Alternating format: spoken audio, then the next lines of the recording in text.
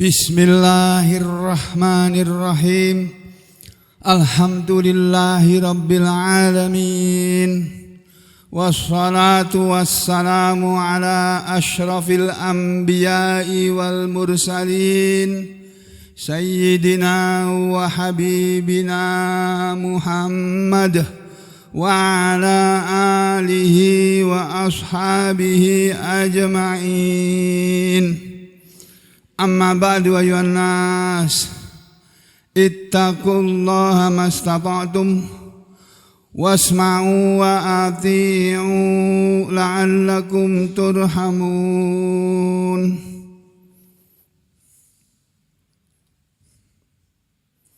Para muslimin rahimakumullah,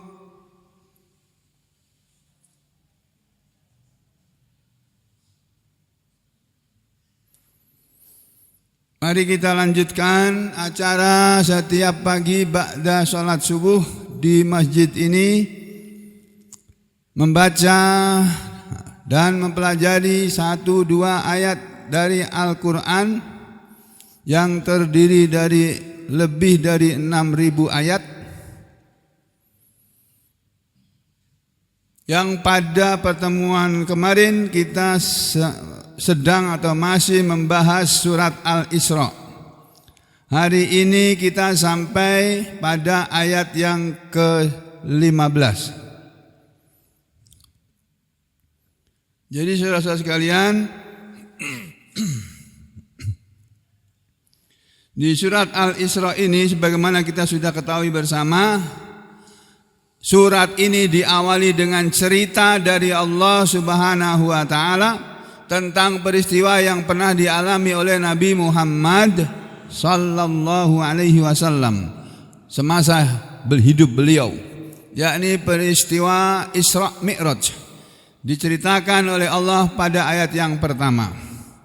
Kemudian pada ayat yang kedua, setelah Allah bercerita tentang Nabi Muhammad SAW dan karunia Allah kepada beliau dengan diturunkannya Al-Quran kepada beliau, beliau juga diberi kesempatan oleh Allah untuk melihat tanda-tanda kebesaran Allah, ayat-ayat Allah yang besar.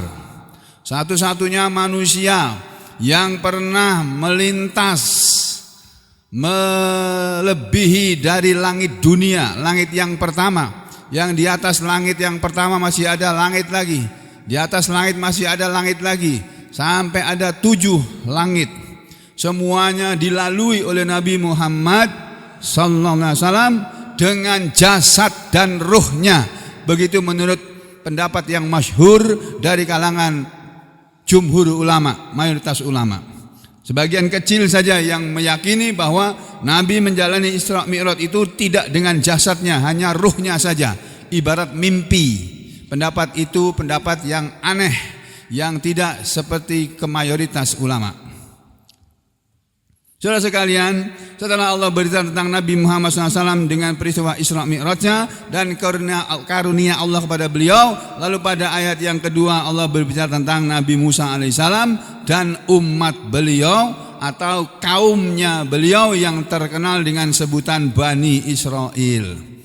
Jadi dari ayat 2, ada ayat ketiga, ayat keempat, ayat kelima, sampai dengan ayat yang ke-7 itu Allah bercerita tentang Bani Israel. Lalu setelah itu Allah Ta'ala kembali berbicara kepada Nabi Muhammad SAW untuk mengingatkan kepada umat beliau. Kata Allah pada ayat berikutnya, ayat yang ke-8, A'udzubillahi minasyaitonirrajim. Asa rabbukum ayyarhamakum wa in udtum udna wa ja'alna jahannama lil kafirina hasira. Ini penutup ayat cerita tentang Bani Israel, yang sebenarnya cerita tentang Bani Israel itu diceritakan oleh Allah untuk diambil pelajarannya, untuk diambil ibaratnya. Ibarat dalam bahasa Indonesia itu mengambil dari bahasa Arab ibarah. Ibaratun, ibarah. Jadi bahasa Indonesia ibarat itu dari bahasa Arab, Pak, Bu. Ya, makanya kita jangan anti kepada Arab, ya. Kemudian Allah menutup cerita ini pada ayat yang ke-8. Lalu Allah kembali bercerita kepada Nabi Muhammad SAW, berfirman kepada Nabi Muhammad SAW tentang Al-Quran. Yang Allah nyatakan pada ayat yang ke-9. Inna hadzal Quran, sesungguhnya Al-Quran ini yahdi, dia menunjuki, memberi petunjuk, lillati, kepada jalan yang hiya, dia jalan itu aqwam, paling lurus, atau paling benar, atau paling adil, atau paling sempurna. Jadi ajaran yang kebaikannya paling sempurna itu hanya ada dalam Al-Quran. Ajaran yang adilnya, keadilannya diajarkan secara sempurna hanya ada dalam Al-Quran. Ajaran yang paling lurus itu ada di dalam Al-Quran, hanya ada di dalam Al-Quran. Ya, jadi Al-Quran ini adalah kitab yang memberi petunjuk manusia kepada jalan yang paling lurus, jalan yang paling adil, jalan yang paling benar, dan jalan yang paling sempurna. Tidak ada ajaran yang lebih sempurna daripada ajaran Islam. Meskipun hari ini Islam masih dibenci di sebagian belahan bumi ini oleh manusia-manusia yang tidak mengetahui. Lalu Allah menyatakan tentang kabar gembira kepada umat Nabi Muhammad SAW melalui Al-Quran ini. Selain Al-Quran itu adalah petunjuk yang menunjuki manusia ke jalan yang paling lurus, dia Al-Quran itu kata Allah juga wa yubasyirul mu'minina alladzina ya'maluna shalihat anna lahum ajran kabira. Dan Al-Quran juga memberi kabar gembira kepada orang-orang beriman. Mereka yang beriman adalah mereka yang selalu beramal soleh, bahwasanya kabar gembira untuk mereka adalah ganjaran atau balasan yang besar, yaitu surga beserta kenikmatannya. Nah, kalau untuk orang-orang yang beriman kepada Al-Quran atau beriman kepada akhirat, sama saja itu. Beriman kepada Al-Quran itu berarti beriman kepada akhirat. Beriman kepada akhirat berarti dia beriman kepada Al-Quran. Makanya kemudian pada ayat berikutnya Allah menyatakan wa annal ladzina la yu'minuna bil akhirah, dan bahwasanya berita gembira berikutnya yang dikabarkan oleh Allah melalui Al-Quran adalah alladzina la yu'minuna bil akhirati. Kabar gembira itu adalah bahwa kabar gembira untuk orang-orang beriman, ini maksudnya. Kabar gembira untuk orang-orang yang beriman. Satu, bahwa orang-orang beriman dan beramal akan masuk surga. Yang kedua, musuh-musuh orang-orang beriman kata Allah, yakni alladzina la yu'minuna bil akhirah, orang-orang yang mereka tidak beriman kepada akhirat. Kabar gembira dari Allah adalah a'tadna lahum, kami telah menyediakan untuk mereka wahai Muhammad adzaban aliman, azab yang pedih. Jadi kalau sekarang ada orang-orang yang menjadi musuh Islam dan muslimin, memusuhi Islam dan memusuhi muslimin, sabar, enggak apa-apa dimusuhi. Yang penting kamu tidak berbuat jahat, kamu tidak berbuat buruk, kamu tidak berbuat menzalimi orang. Kenapa kita tidak usah tidak usah keburu-buru ya? Karena kejengkelan kita kepada orang yang memusuhi orang-orang beriman, kita jengkel, tapi kata Allah enggak usah jengkel ya. Ada kabar gembira untuk kalian. Untuk kalian orang beriman dan sekaligus untuk mereka orang-orang yang kafir. Kabar gembira orang-orang kafir adalah bahwa Allah telah menyediakan azab yang pedih di neraka sana. Itu kabar gembira. Jadi orang beriman harusnya gembira. Oh ya sudah, orang-orang kafir ini dibiarin aja oleh Allah ya, hidup enak, nyaman, enggak ada rintangan, enggak ada halangan, apa yang mereka inginkan selalu kesampaian ya. Nah, tenang, enggak apa-apa. Nanti akan ada adab yang pedih buat mereka. Lalu Allah bercerita pada ayat 11 tentang diri atau pribadi manusia. Bahwa manusia ini orang yang diciptakan oleh Allah, manusia atau makhluk yang diciptakan oleh Allah dalam keadaan tergesa-gesa. Sifat manusia itu suka tergesa-gesa. Apa-apa tuh pengen cepat. Ini sudah jam 5 kok belum keluar nih, ustadznya kemana nih, ngapain nih ustadznya? Ya ngapain ya terserah aku lah. Ya aku mau BAB kah, mau mandi kah, mau apa ya. Sampai menunggu aja. Sampai menunggu tadi itu udah dapat pahala itu. Itu loh enaknya ngaji.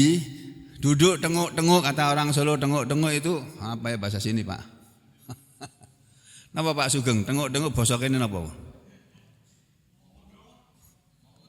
Hah? Maut.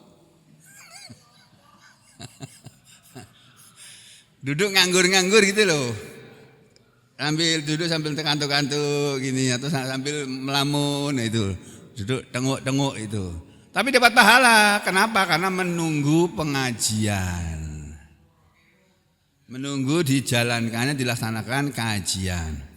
Jadi kata Allah, manusia itu memang sifatnya suka tergesa-gesa. Kepingin cepat kaya, kepingin cepat sukses, kepingin cepat apa macam-macam. Pokoknya segera, kepingin segera. Padahal yang mengatur alam semesta dan manusia itu sendiri bukan dirinya, bukan manusia, tapi Allah. Makanya Allah mengingatkan kepada manusia. Manusia itu kata Allah suka berdoa atau meminta atau mengajak kepada yang buruk dengan ajakannya, atau berdoa dengan keburukan dengan doanya. Sebagaimana dia berdoa untuk yang baik, sebagaimana dia mengajak orang kepada yang baik. Manusia itu sifatnya segera, cepat-cepat. Kalau mengajak orang kepada keburukan juga begitu. Ayo cepat kerjakan, laksanakan, kerjakan. Ini perintah ini. Padahal disuruh berbuat dosa. Tuh. Ya, begitu sifat manusia. Demikian juga kalau mau berbuat baik, manusia itu kepengennya cepat-cepat bisa berbuat baik. Nah, Allah menyatakan dalam ayat ini, wa kanal insanu ajula, dan adalah manusia itu memang orang makhluk yang suka tergesa-gesa. Lalu setelah Allah menceritakan tentang pribadi manusia atau sifat manusia, pada ayat yang ke-12 Allah bercerita tentang ayat-ayatnya yang ada setiap hari kita saksikan. Sebagaimana firman-Nya, wa ja'alnal laila wan nahara ayatain, dan kami Allah telah menjadikan waktu malam dan waktu siang sebagai dua tanda kekuasaan Allah. Famahauna, maka kamilah yang menghapus ayatal lail, tanda kekuasaan malam hari. Jadi malam dan siang itu tanda kekuasaan Allah, tanda adanya Allah. Siang dan malam silih berganti dengan teratur. Itu ada yang mengatur. Yang mengatur di siapa? Ya Allah itu. Kalau sudah datang malam, lalu kemudian kami hapus malam hari. Kami hapus tanda-tanda kekuasaan kami di malam hari dengan hilangnya bulan yang malam hari tadi kelihatan, hilangnya bintang-bintang yang pada waktu malam kelihatan, ya, dan sebagainya, tanda-tanda kekuasaan Allah di malam hari. Semuanya dihapus ketika waktunya tiba. Famahauna ayatal lail, maka kami hapus tanda kekuasaan malam. Wa ja'alna ayatan nahar, dan kami jadikan tanda kekuasaan siang hari. Kami ganti malam hari yang gelap gulita menjadi siang hari mubsiratan, yang terang benderang. Di siang hari kita lebih nyaman, ya, bekerja lebih nyaman, naik kendaraan lebih nyaman, ya, mau melakukan apa saja di siang hari itu lebih enak daripada malam hari. Itu semuanya adanya tanda kekuasaan Allah siang dan malam hari, dan tanda-tanda yang lainnya juga. Allah mengadakan ada siang dan ada malam. Gunanya, kalau siang gunanya litabtaghu fadlam mir rabbikum. Adanya siang hari yang terang benderang ini supaya kalian bisa mencari rezeki dari Allah Tuhan kalian.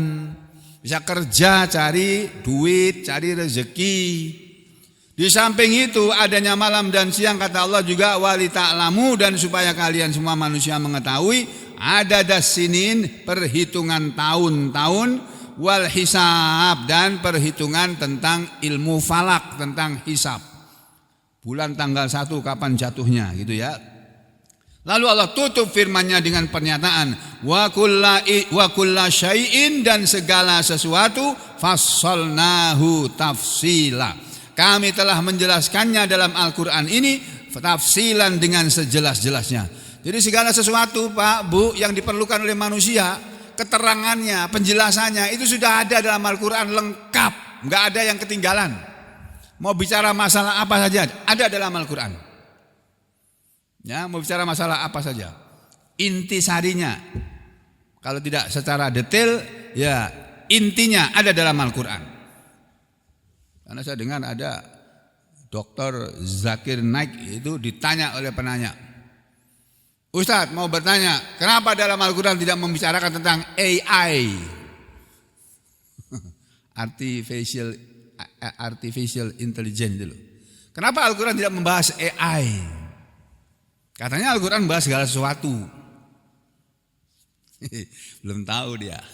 Ada malaikat raqib atid itu loh. Omongan kamu itu secepat apapun kamu ngomong, malaikat itu nulis cepat kok. Itu kan seperti AI juga itu. Dikiranya Allah kalah sama manusia. Manusia bisa mendapatkan ilmu yang namanya AI dari Allah, itu dibuka oleh Allah ilmu itu. Pekerjaan malaikat mencatat omongan orang. Coba kalau sampai mendengar, sampai kuliah, dosennya menerangkan. Apalagi kalau simposium, waduh simposium itu 15 menit pembicara suruh menyampaikan satu makalah yang mungkin PowerPoint-nya itu ada 30 slide. Harus menerangkan supaya pendengar itu jelas. 15 menit, paling lama 20 menit. Itu kalau bukan ahli benar-benar ngalih itu susah itu. Memahamkan orang yang belum paham tentang sesuatu masalah disuruh disampaikan dalam waktu 20 menit. Kalau kelebihan sudah waktu tinggal 3 menit, dok, prof. Kurang 1 menit, prof. Waktu udah habis, prof. Udah selesai. Itu kalau kita mendengar dosen kita ngomong cepat, kalau kita mau menulis gitu, ketinggalan kita nulis, Pak. Walaupun pakai steno sendiri mempelajarinya susah. Ya, walaupun saudara menulis pakai steno gitu tetap ketinggalan. Malaikat yang ada di kanan kiri kita itu ibarat AI itu, kalau saya boleh mau katakan seperti itu. Apa yang kita omongkan terekam kok. Ini di YouTube sekarang ini kalau saya ngomong itu ada tulisan muncul itu, walaupun tulisannya kadang-kadang nggak bener. Itu apa namanya hit? Kok kadang-kadang muncul tulisan kadang-kadang nggak ada itu. Itu. Dan sekarang ada alat komunikasi HP dengan apa namanya ini earphone-nya yang bisa mendengarkan 100 berapa lebih bahasa.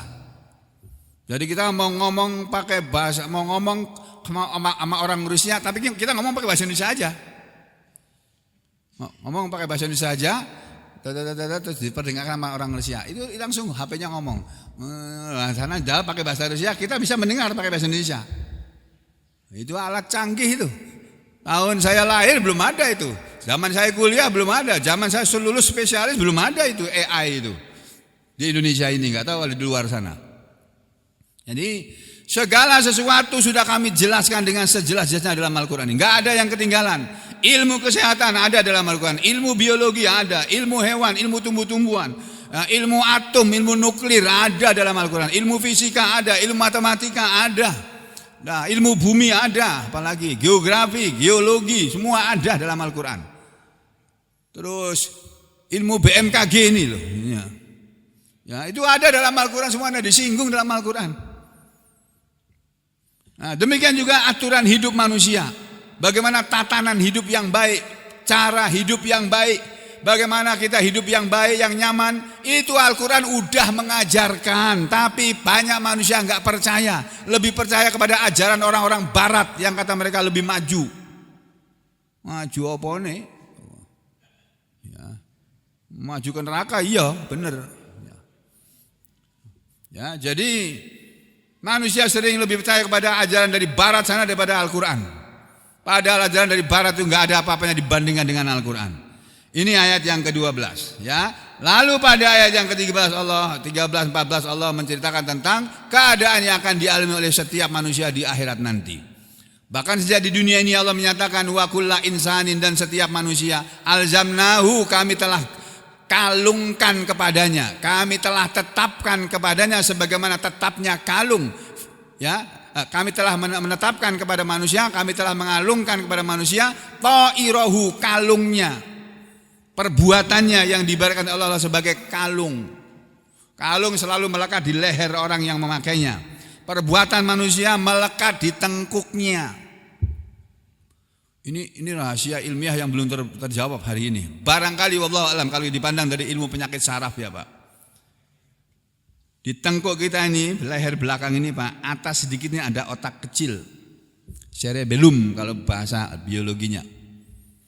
Cerebellum kita itu Pak, kalau rusak sedikit, sampai jalan itu kayak robot. Rusak sedikit aja. Jalan kadang mau jatuh ke depan, kadang-kadang mau jatuh ke samping kanan, kadang-kadang mau jatuh ke samping kiri. Kadang-kadang tangannya menggetar.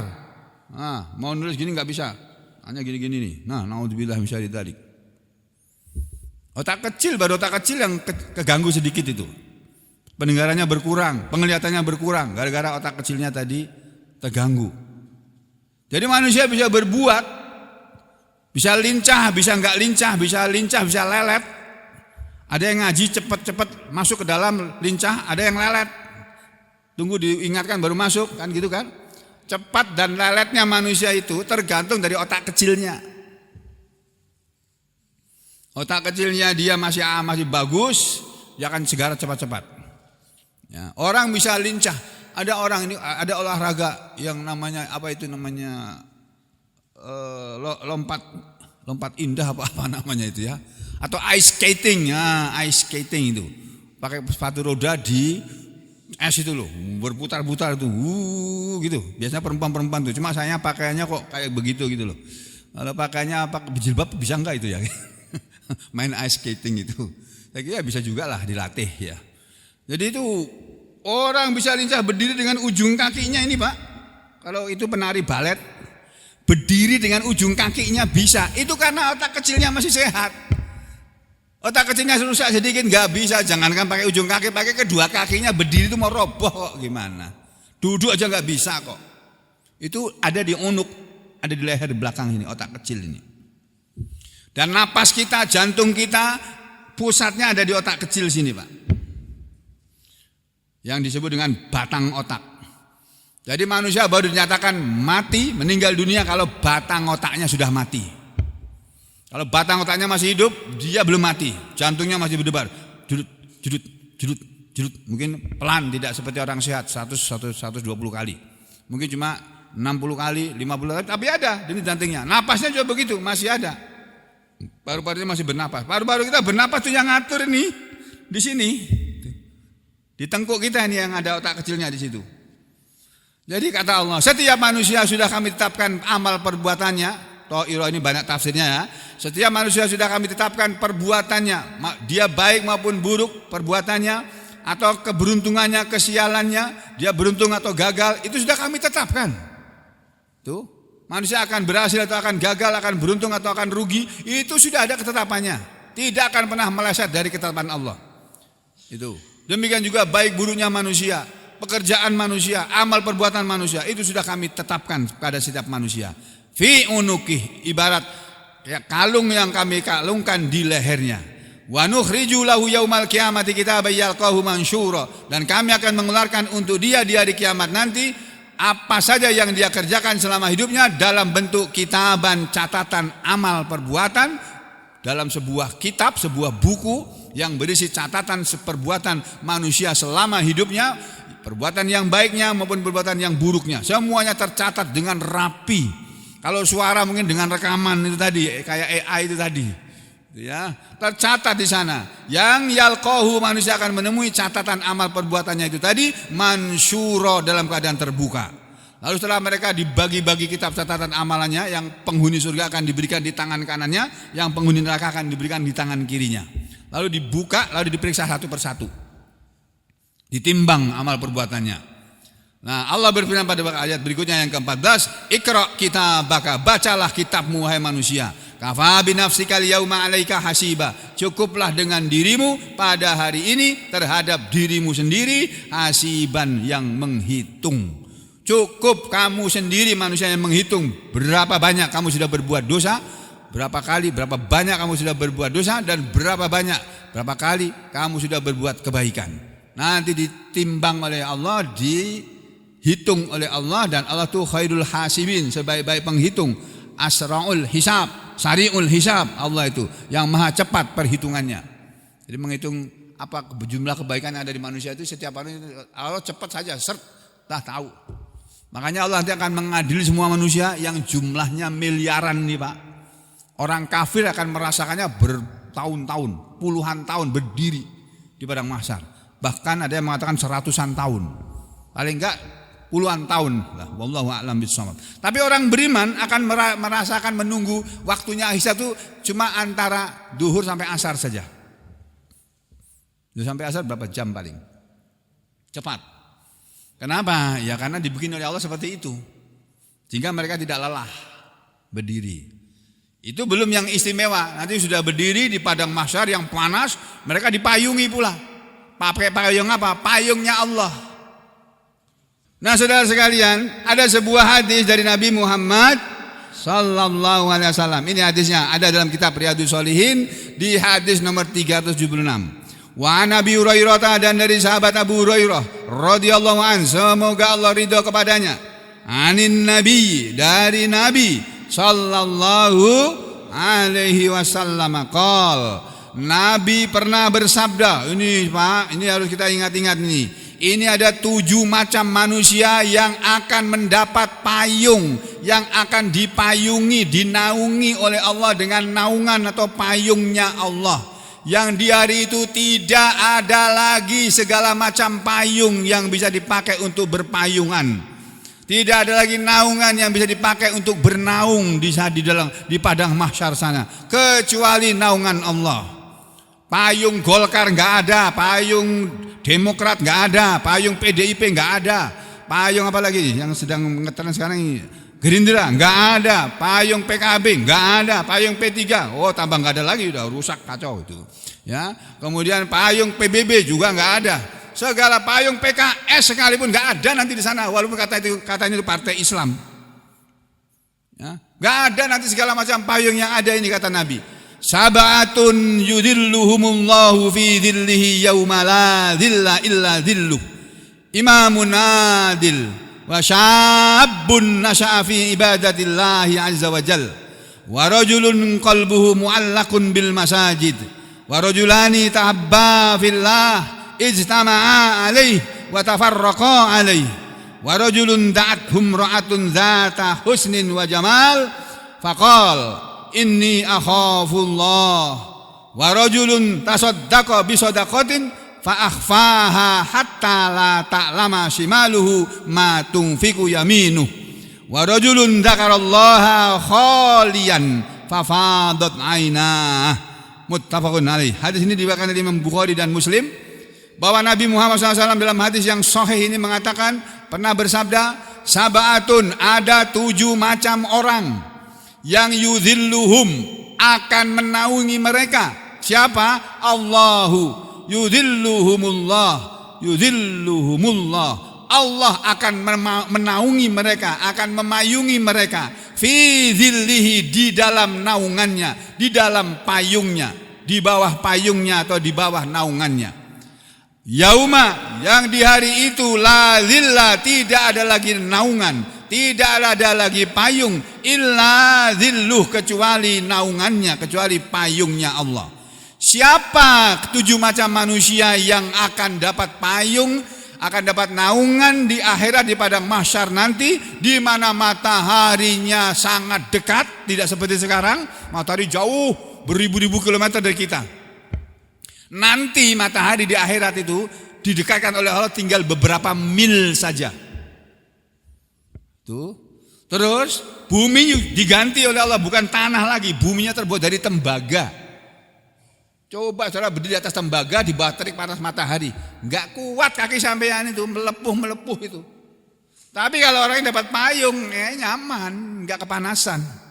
7 manusia tadi adalah: 1, imamun adil, imam yang adil, pemimpin yang adil. Pemimpin yang adil itu adalah imamul a'zam, pemimpin muslimin yang agung. Pemimpin muslimin yang sekarang ini belum ada di dunia ini. Adanya dulu adalah 1, Nabi Muhammad sallallahu alaihi wasallam, itu imamun adil. Yang kedua, Sayyidina Abu Bakar As-Siddiq radhiyallahu an, itu imamun adil. Yang ketiga, Sayyidina Umar bin Khattab, bukan Umar bin Khattab tiruan yang ada sekarang ini, bukan. Umar bin Khattab asli itu, yang sudah wafat beliau, yang kuburannya dekat dengan kuburan Nabi Muhammad SAW. Ya, imamun adil, pemimpin yang adil, yang memimpin muslimin dengan aturan Allah dan membawa muslimin kepada kesejahteraan dunia dan keselamatan akhirat. Itu pemimpin yang adil. Yang sekarang belum pernah ada. Yang ada pemimpin zalim semua nih, yang ada ini di dunia ini. Pemimpin-pemimpin pada zalim semua. Masa sudah punya harta triliunan itu masih rakus, masih minta lagi. Triliunan sudah dimiliki loh. Masya Allah. Kita 1 triliun, dia belum pernah lihat seberapa banyaknya uang 1 triliun itu. Kita yang ada di masjid ini mungkin belum pernah melihat. Mungkin Fauzan pernah lihat. Uang 1 triliun seberapa gede sebanyaknya Pak. Fauzan yang kerja di bank aja nih tempatnya uang ini. Enggak pernah lihat uang 1 triliun seberapa, kalau ditumpuk seberapa. Wah apalagi saya Pak. Wah, adik-adik yang saya lihat ya uang merah itu aja. Paling banyak itu sudah. Ya, jadi saudara, pemimpin yang adil nomor 1. Yang kedua, wasyabun nasa'a fi ibadatillahi azza wajal. Wasyabun, dan seorang pemuda yang nasa'a, dia tumbuh fi ibadatillah, dalam keadaan beribadah kepada Allah azza wajal, yang maha gagah dan maha besar, yang maha agung. Itu yang kedua. Pemuda yang tumbuh dalam keadaan beribadah kepada Allah. Kalau kita punya anak-anak, kita masukkan anak-anak kita di pondok pesantren, itu tujuan kita supaya menjadi pemuda-pemudi yang tumbuh dalam keadaan beribadah kepada Allah. Bersyukurlah saudara kalau punya anak yang mau dimasukkan ke pondok pesantren untuk dididik sebagai pemuda yang tumbuh dalam keadaan beribadah kepada Allah. Tidak seperti saya dulu. Saya waktu waktu SD Kristen, SMP Kristen, SMA Katolik, ya. Jadi saudara, yang kedua adalah pemuda yang tumbuh dalam keadaan beribadah kepada Allah. Itu yang kedua. Yang ketiga, warojulun, dan seseorang laki-laki atau seseorang ya, laki-laki maupun perempuan yang kolbuhu, hatinya dia mu'allakun bil masajid, tergantung kepada masjid-masjid. Seseorang yang dimanapun dia berada, dia cari masjid. Di mana masjid di sini? Hatinya selalu ingat masjid. Lama nggak ke masjid, kangen sama masjid. Bepergian di tempat yang nggak ada masjidnya, dia cari masjid di mana ini, gitu. Atau orang yang selalu pikirannya ada di gimana nih masjid nih, aman aja aman. Jadi yang ketiga adalah seorang yang hatinya terlalu tergantung kepada masjid, dia selalu mikirin masjid. Ini yang ketiga. Kalau saudara tidak bisa menjadi pemimpin yang adil, kalau saudara tidak bisa menjadi pemuda yang tumbuh dalam ibadah Allah, yang ketiga pasti tidaknya ini bisa kita jalan ini. Orang yang hatinya tertaut ke masjid. Yang keempat, warojulani tahabba fillah, dan 2 orang yang saling mencintai karena Allah. Ijtama'a alaih, keduanya bertemu karena Allah, wa tafarraqa alaih, dan keduanya harus berpisah karena Allah. Jadi makanya kita ini dalam satu masjid ini saling cinta mencintai antara satu dengan yang lainnya. Jangan berseteru, jangan bermusuhan dalam satu masjid ini ya. Kalau ada yang salah ditegur dengan baik-baik, jangan dimusuhi, jangan bermusuhan kita dengan saudara kita. Kita berkumpul dalam keadaan karena cinta kita kepada Allah, dalam keadaan cinta kepada Allah, kita dikumpulkan karena dalam keadaan cinta kepada Allah, dan kalau kita harus berpisah juga harus karena Allah. Ini yang keempat ya, 1, 2, 3, 4. Yang kelima, warajulun, dan seseorang laki-laki yang da'at humra'atun zatu husnin wa jamal. Seorang laki-laki yang mengajak kepadanya seorang wanita yang mempunyai keindahan tubuhnya barangkali, wa jamal, dan kecantikan wajahnya. Mungkin bukan fisiknya yang bagus, tapi orangnya memang bagus, menyenangkan, ngomongnya bagus, menyenangkan, dan cantik lagi. Seorang laki-laki yang diajak oleh wanita yang cantik dan berduit untuk apa? Untuk berzina. Faqala, lalu laki-laki tadi menjawab, inni akhafullah, enggak, saya takut sama Allah, enggak. Nah, laki-laki kayak gini nih Pak. Mungkin bisa terjadi pada kita ini. Satu ketika sampai diajak oleh wanita yang berduit, cantik, berduit pula. Terus saudara bilang, enggak, saya takut sama Allah, enggak berani saya. Saudara akan dipayungi nanti di akhirat. Itu yang kelima ya.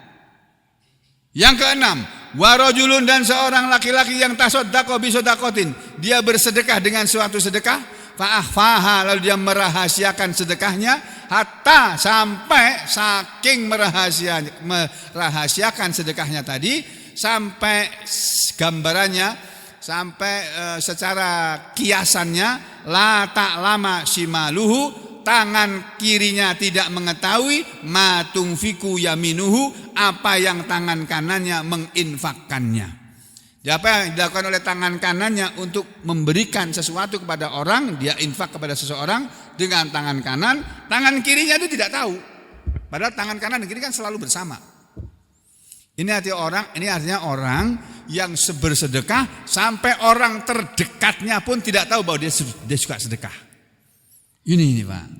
Makanya kalau kita sedekah usahakan dirahasiakan. Gak usah ditampak-tampakkan apalagi dipanggil wartawan untuk mendokumentasi. Gak usah.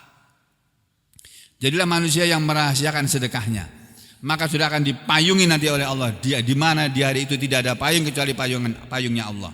Ya. Yang terakhir yang ketujuh, wa rajulun, dan seseorang yang zakarallaha khalian, dia ingat kepada Allah dalam keadaan sendirian, dalam keadaan sepi sunyi, khalian, sendirian, sepi sunyi.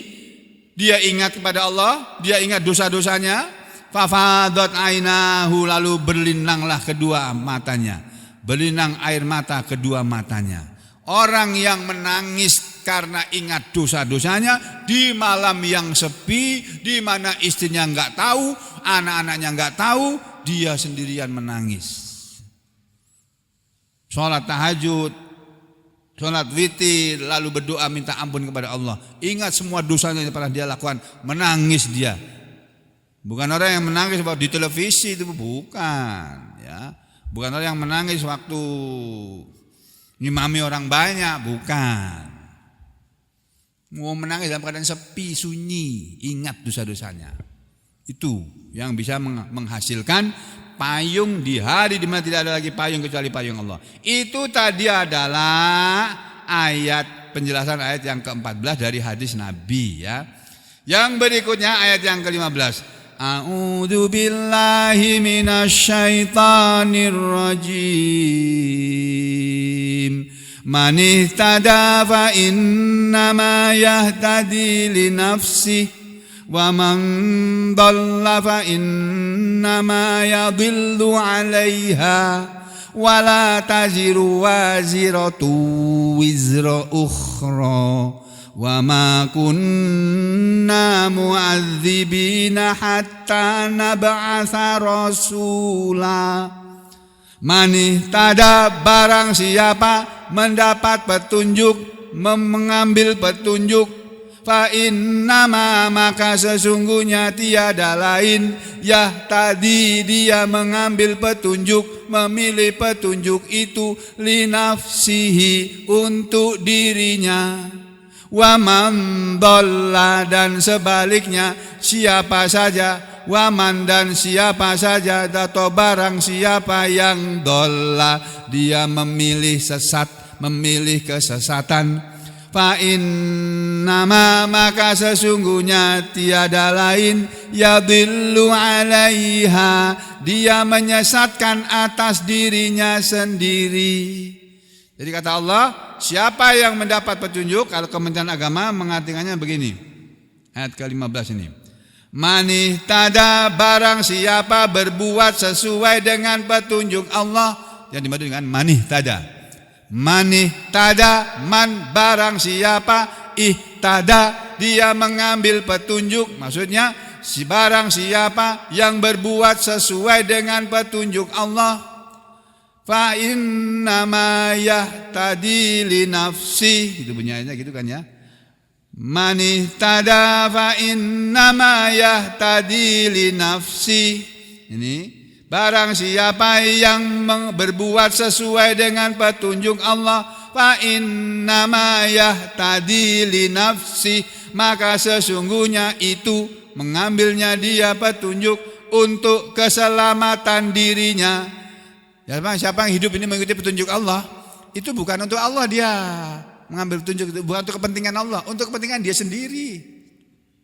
Sebaliknya, wa man dhalla, dan barang siapa yang tersesat, fa innama, maka sesungguhnya tiada lain, kesesatan itu adalah yadhillu 'alaiha, dia itu kerugian itu bagi dirinya sendiri, kesesatan itu adalah kerugian bagi dirinya sendiri. Itu la waziratu wizra ukhra, kata Allah, wala taziru waziratu wizra ukhra, kata Allah begitu. Yang keterjemahannya, wala taziru, dan seseorang tidak dan seseorang yang berdosa tidak dapat memikul dosa orang lain, wala taziru waziratu wizra ukhra. Itu kalau terjemahan secara letternya begini. Wala dan tidaklah taziru akan menanggung, memikul menanggung, waziratun orang yang memikul, orang yang menanggung tidak akan memikul, wizra ukhra pikulan orang lain, tanggungan orang lain. Barang siapa yang dia dan tidaklah seseorang yang akan menanggung dosa orang lain, maksudnya begitu. Kalau orang berbuat dosa, ya dia berbuat dosa untuk dirinya. Tuh, tidak ditanggung oleh orang lain. Tuh yang terakhir, wa ma kunna mu'adzibina hatta nab'atsa rasula. Wa ma kunna dan tidaklah ada kami semua ini wahai manusia, kami Allah ini kata Allah. Wa ma kunna dan tiadalah kami Allah mu'adzibin menyiksa, mengazab hatta sampai naba'asa kami terlebih dahulu mengutus rasulan, seorang rasul. Ada 3 poin dalam ayat ini. Poin yang pertama kata Allah, yang kalau terjemahan Kementerian Agama seperti ini, barang siapa berbuat sesuai dengan petunjuk Allah maka sesungguhnya itu untuk keselamatan dirinya sendiri. Man ihtada fa innama yahtadi li nafsi. Itu yang poin yang pertama. Wa man dhalla fa innama yadhillu 'alaiha. Dan barang siapa tersesat maka sesungguhnya kesesatan atau kerugian itu bagi dirinya sendiri. Wala taziru waziratu wizra ukhra. Itu poin yang ketiga. Dan seseorang yang berdosa tidak dapat memikul dosa orang lain. Masing-masing orang memikul dosanya sendiri, kecuali orang yang bilang begini, ayo kamu kerjakan ini. Seorang atasan kepada bawahannya, kerjakan ini perintah nih dari atasanmu. Aduh Bapak, jangan Pak, ini melanggar hukum Pak, ini berdosa Pak, melanggar hukum ini Pak. Saya bilang kerjakan, nanti aku yang menanggung dosanya. Wah, kecuali orang begitu tuh, nanti akan menanggung dosanya benar-benar itu nanti. Na'udzubillah misalnya daliknya. Wala tajiru waziratu wizra ukhra. Dan seseorang yang berdosa tidak dapat memikul dosa orang lain. Wa ma kunna mu'adzibin. Tetapi kami tidak akan menyiksa hatta nab'atsa rasula, sebelum kami mengutus seorang rasul. Itu kata Allah begitu. Nah, tafsir ayat ini panjang, Pak. Jadi ayat yang ke-15 ini Bapak Ibu dan Saudara sekalian, ini ayat penting untuk diketahui, sangat penting untuk diketahui sebelum kita mengetahui ayat-ayat penting yang lainnya. Ya. Apa kata ayat ini? Mari kita lihat tafsirnya yang kita nukil, kita ambil dari dua kitab tafsir besar, yaitu yang pertama kitab tafsir Al-Baghawi. Ini ya. Manihtada barang siapa mengambil petunjuk, mengikuti petunjuk di dalam hidup ini. Mengikuti petunjuk maksudnya mengambil petunjuk Allah gitu loh Pak. Bukan petunjuk presiden, bukan. Bukan loh ya. Ini petunjuk Allah maksudnya. Manihtada barang siapa dalam hidup ini dia hidup mengikuti petunjuk Allah. Fa innama maka sesungguhnya tiada lain ya tadi dia mengikuti petunjuk itu li nafsihi untuk kepentingan dirinya. Maksudnya laha sawabuhu, untuk dia ganjarannya. Jadi kalau kita hidup mengikuti petunjuk Allah, dalam hidup ini kan ada petunjuk-petunjuk Allah. Hei manusia, kamu harusnya begini. Kamu jadi orang tua, kamu urusi anak-anakmu dengan baik, kamu didik anak-anakmu dengan baik, dengan didikan yang baik. Itu perintah Allah kepada para orang tua. Perintah Allah kepada anak-anak, anak-anak manusia, kamu hendaknya berbuat baik kepada kedua orang tuamu yang telah susah payah membesarkanmu, mendidik kamu, menyekolahkan kamu, menguliahkan kamu, menyekolahkan kamu jadi polisi, jadi tentara, jadi pegawai negeri, jadi macam-macam itu. Berbuat baik kamu kepada kedua orang tua kamu. Tuh, itu petunjuk dari Allah itu. Hei kamu manusia yang jadi pemimpin, ya, yang punya rakyat banyak, kamu urusi rakyatmu yang banyak ini, yang banyak kelaparan. yang setiap kali pembagian BLT itu berdesak-desakan. Masya Allah. Sekarang kabarnya sekali turun BLT 900.000 karena untuk 3 bulan ya. Tuh BLT itu masih laku. Saudara-saudara sekalian, sebetulnya untuk rakyat Indonesia itu tidak cuma 300.000 setiap bulan, 300 juta setiap bulan itu harusnya. Tuh setiap keluarga manusia ini. Kekayaan Republik Indonesia ini banyak sekali kok, tapi disedot ke luar negeri, dibuang ke luar negeri semua. Rakyat Kalimantan ini harusnya kaya raya, tapi emasnya diambil dibuang ke luar negeri sana. Rakyat Kalimantannya melongo. Padahal saya baru aja ketemu dengan pasien. Pasien ini kebetulan dia sakit pinggang. Saya tanya kerjaannya apa Pak? Saya menambang dok. Nambang itu gimana sih kerjanya sih? Saya belum pernah lihat orang menambang itu kayak apa itu. Dia praktekkan gini-gini. Oh pantas saya itu. Ya berjujur kalau pengen sakit pinggang ini. Terus ngomong-ngomong ini, biasa kalau pasiennya agak sepi dikit aku ngajak ngobrol pasiennya ini. Hampir habis pasiennya aku ngajak ngobrol. Apalagi pasien menarik gini nih. Sampai ini kerja emas itu dapat seberapa Pak? Ini dok, dia ngambil tas, ngambil klip obat, isinya tuh bulatan segini nih, kecil-kecil. Ini emasnya kayak gini nih, ini emas nih, iya, aku pegang, berat juga ya. Berapa ini? Ini kalau dijual 60 juta dok. Iyalah. Oh, lah kalau sampai dapat segitu, buru-buru dapat enggak itu ya? Buru-buru sampai dapat enggak? Dapat juga dok, banyak. Dapat juga mereka itu juta-jutaan itu. Tergantung hasilnya nanti. Masya Allah gitu ya, pantasan aja. Kalau tambang yang pasien saya itu tambang emas atau pemilik sawit Pak, kalau dia minta obat dok, minta obatnya yang banyak gitu. Pak ini obatnya mahal, enggak apa-apa. Oh, gitu ya Pak. Oh karena ternyata punya kebun sawit berhektar-hektar atau penambang emas ya Allah. Ya, tapi ya inginnya sih kita duitnya banyak tapi sehat, ya Pak? Ya enggak Pak? Ya enggak Bu? Nah, mudah-mudahan Allah beri kepada kita. Bukan mudah-mudahan, kita minta kepada Allah diberi badan yang sehat, yang sakit disembuhkan oleh Allah, ya, yang sehat dibanyakan rezekinya oleh Allah. Nah, alhamdulillahirabbil alamin gitu. Nah, kembali ke sini ya. Man ihtadafa innama yatadi li nafsi, dan barang siapa mengambil petunjuk maka tiada lain dia mengambil petunjuk untuk dirinya, maksudnya balasan pahalanya untuk dirinya.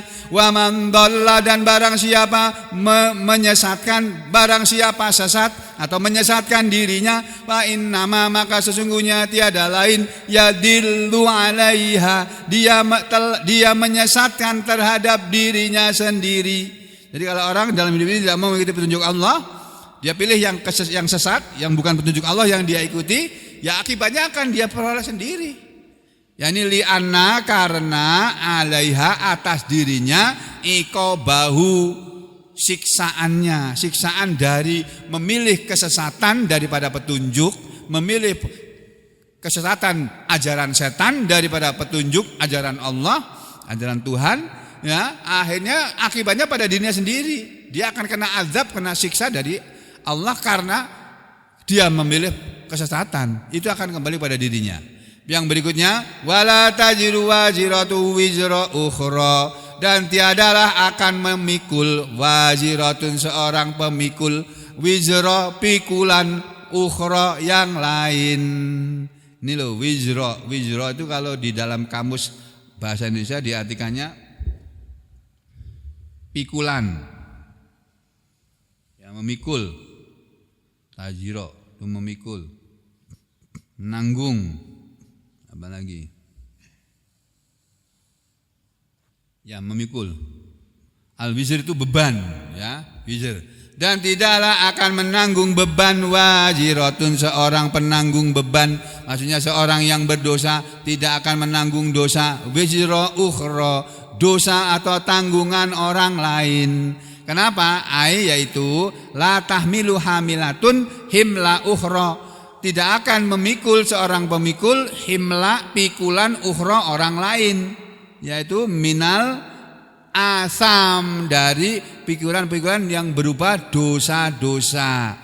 Maksud ayat ini, la yukhadhu ahadun bidzambi ahadin, tidak akan seseorang disiksa oleh Allah karena dosa orang lain. Itu loh.